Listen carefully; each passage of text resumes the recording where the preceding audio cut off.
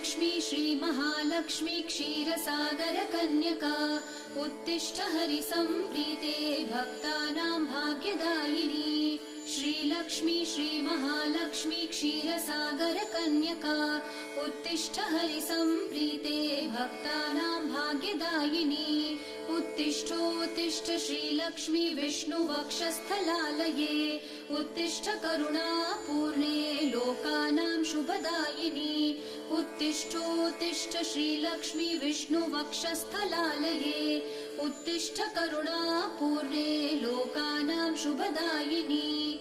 श्रीपद्ममध्यवसिते वरपद्मनेत्रे श्रीपद्महस्तचिरपूजित पद्मपादे श्रीपद्मजातजननी शुभपद्मवक्त्रे श्रीलक्ष्मी भक्तवरदे तव सुप्रभातम्।